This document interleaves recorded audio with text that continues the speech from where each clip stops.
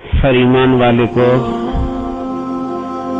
اپنی اپنی اصلاح کا ذمہ دار بنایا ہے.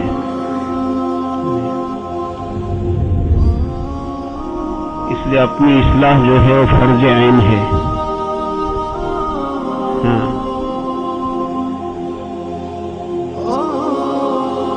اور جس دور میں ہم اور آپ جی رہے ہیں،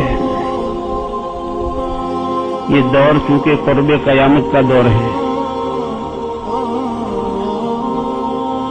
اور ایمان سوز ماحول میں ہم جی رہے ہیں کہ ایمان کو چوس لینے والا ماحول، ایسے ماحول میں ہم اور آپ جی رہے ہیں.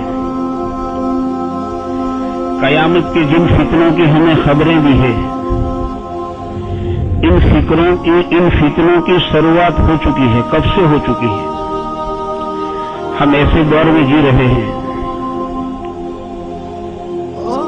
ہم اس دور کی طرف بہت تیزی سے ہیں کہ جس کی طرف ہمیں خبردار کیا ہے کہ دیکھو آدمی ایمان کی حالت میں اٹھے گا، کفر کی حالت میں آنکھ بند کرے گا. اس کا دن اتنا خراب گزرا ہوگا کہ یہ سوتے سونے سے پہلے ایمان کھو بیٹھے گا. یہ کفر کی حالت میں آنکھ بند کرے گا کہ ایمان سے ہاتھ دھو بیٹھا. اس نے دن اتنا خراب گزارا.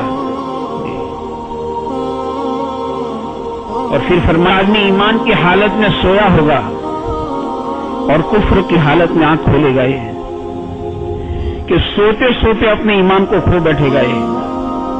ہم اس دور کی طرف بہت تیزی سے جا رہے ہیں. اس لیے اس دور میں میرے بھائیوں، سب سے پہلا کام جو ہمیں اور آپ کو کرنا ہے وہ اپنی اصلاح کا فکر کرنا بہت ضروری ہے. اپنی اصلاح کا فکر. اگر آدمی نے اپنی اصلاح کا فکر نہیں کیا ہے تو خطرہ ہے کہ اس کے کرائے اعمال جو ہے وہ دھرے کے دھرے رہ جائے گے. جیسے ٹنکی میں پانی تو بہت تیزی سے آ رہا ہے، اعمال تو بہت کر رہے ہیں، نماز بھی ہو رہی، ذکر ہو رہا، تلاوت ہو رہی، صدقہ خیرات بھی ہو رہا ہے، دعوت کا کام بھی کر رہے ہیں، قربانی بھی دے رہے ہیں، لیکن اپنی اصلاح کا فکر نہیں کیا ہے کہ سب ٹنکی میں پانی تو بہت تیزی سے آ رہا تھا لیکن ٹنکی میں لیکیج تھا. تو دیکھا ٹنکی میں کچھ ٹنکی خالی ہے کہ سارا پانی نکل گیا ہے، سارا پانی نکل گیا، ٹنکی خالی ہو گئی.